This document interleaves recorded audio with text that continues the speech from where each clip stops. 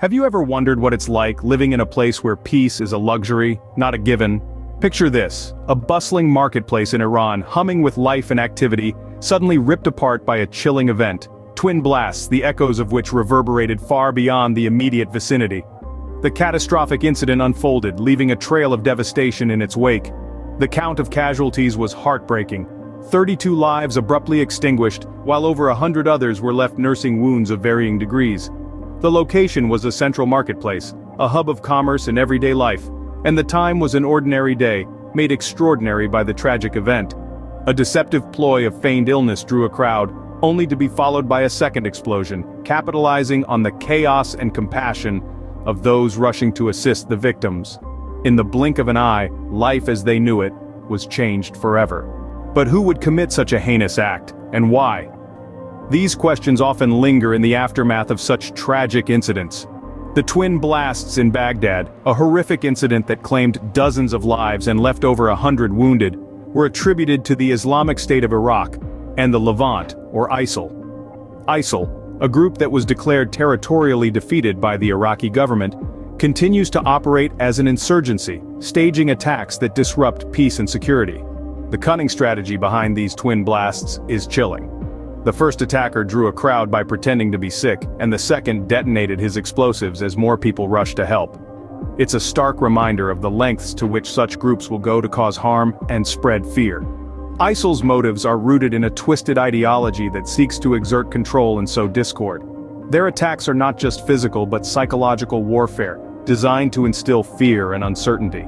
And despite the international community's efforts to quell their activities, ISIL continues to be a persistent threat, especially as their sleeper cells operate in desert and mountain areas, targeting security forces and state infrastructure.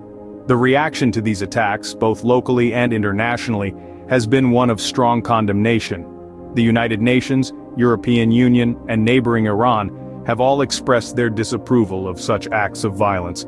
The Iraqi Prime Minister reshuffled top security officials following the attack, an indication of the government's determination to bolster their defenses against such threats. But it's not just about the immediate reaction.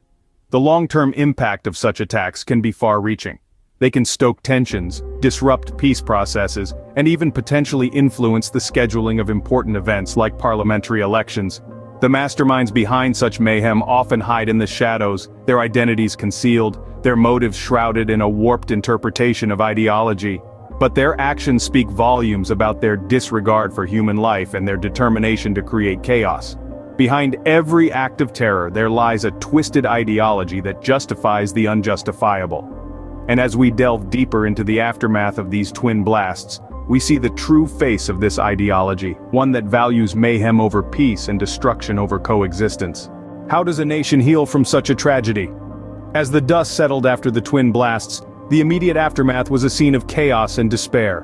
Rescue operations sprang into action, with emergency services working tirelessly to aid the injured and recover those lost. Hospitals were flooded with casualties, their staff battling against the odds to save as many lives as possible. The public's reaction was one of shock and sorrow, but also of resilience. Vigils were held, stories of bravery emerged, and a community came together in the face of unspeakable horror. The government responded swiftly, with Prime Minister Mustafa al-Kadhimi reshuffling top security officials in the wake of the attack. The international community was quick to condemn the act of violence. The United States, United Nations, and European Union, alongside neighboring Iran, expressed their strong disapproval of the attack. The Iraqi foreign minister called for regional and international support, acknowledging that the threat of such extremist groups is far from over. In the face of adversity, a nation's true strength is revealed. Despite the tragedy, the nation's response showcased their resolve. It's a testament to their spirit, a spirit that refuses to be broken by acts of terror. What does the future hold for a country scarred by such a devastating event? In the aftermath of such a calamity, the long-term consequences are manifold. The blasts have left an indelible mark, not just on the physical landscape, but on the psyche of the nation. The echoes of the explosions reverberate through the halls of policymaking, prompting a re-evaluation of security measures.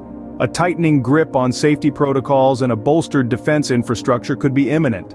Public sentiment, too, is likely to shift. The wave of grief and outrage might give way to a renewed sense of unity and resilience, a collective determination to stand against the forces of chaos and destruction. The twin blasts, while tragic, may act as a catalyst, sparking a nationwide commitment to peace and stability. Yet the road to peace is fraught with challenges. The specter of future attacks looms large, and the task of rebuilding, both physically and emotionally, is a daunting one. And as the nation grapples with these trials, it must also navigate the complex geopolitical landscape, balancing the pursuit of justice with the need for diplomatic finesse. However, amid the rubble and the ruins, there is hope. The journey to recovery is long and arduous, but with resilience and unity, a brighter future is within reach.